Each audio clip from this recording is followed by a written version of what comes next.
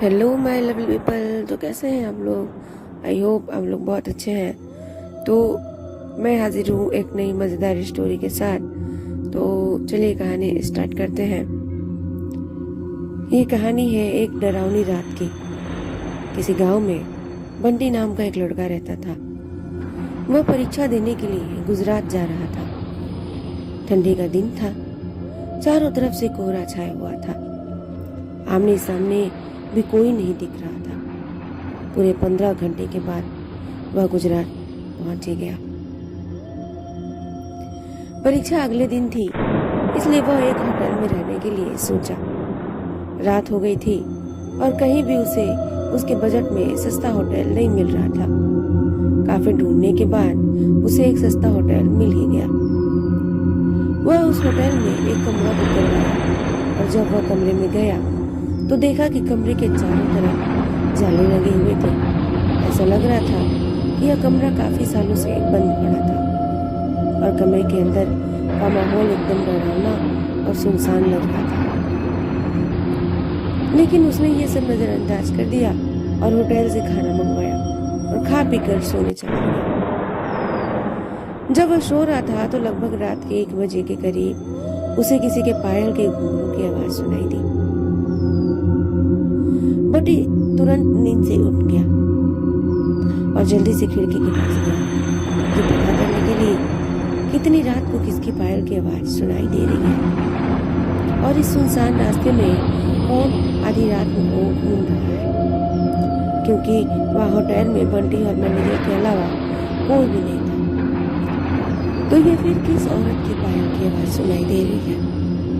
बंटी खिड़की पर काफी देर तक खड़ा रहा, लेकिन उसे कोई भी नहीं दिखाई दिया। फिर उसने अपने कमरे से मैनेजर को फोन किया और उसे बताया कि मुझे इतनी रात को कब से किसी के पायल की आवाज सुनाई दे रही है, आपको भी दे रही है क्या?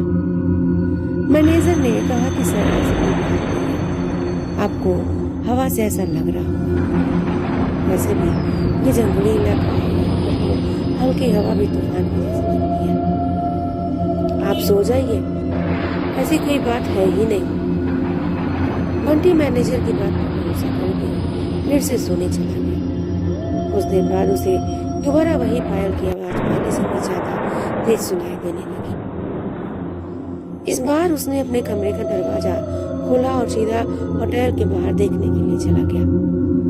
जब वह बाहर आया तो देखा कि एक काफी लंबी औरत है जो सफेद साड़ी पहनी हुई थी।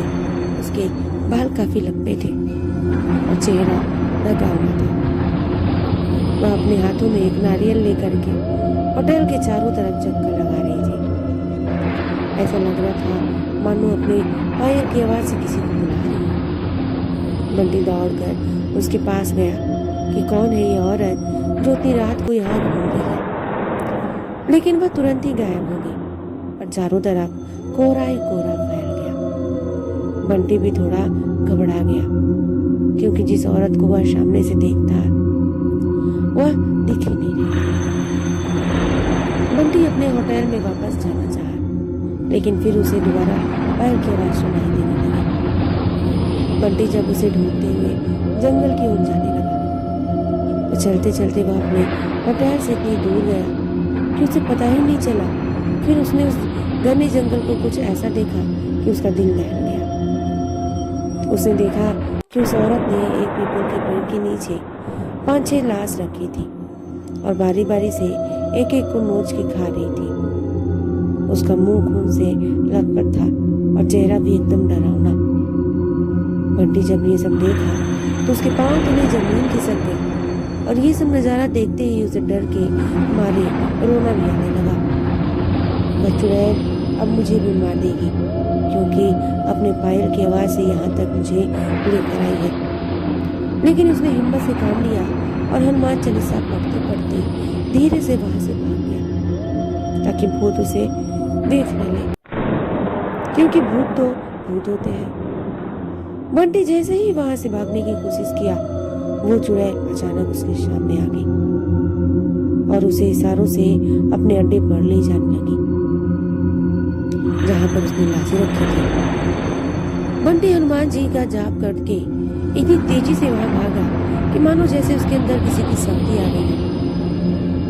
भागते भागते वह सीधा अपने होटल वापस आ गया। वहां थोड़ी देर रुका, उसे एक आदमी दिखाई दिया। उसे देखकर ऐसा लग रहा था कि ये अच्छा आदमी है। वह पंडित के पास जाकर बोला, अरे भाई क्या हुआ, इतने डरे हुए क्यों हो तुम? बंटी ने सारा किस्सा उस आदमी को सुनाया तो उसने बताया कि भाई तुम बहुत किस्मत वाले हो कि आज तुम बच गए। वो भूत किसी को नहीं छोड़ती। और तुम इस होटल में क्या कर रहे हो? इसके तो बंद हुए काफी साल हो गए।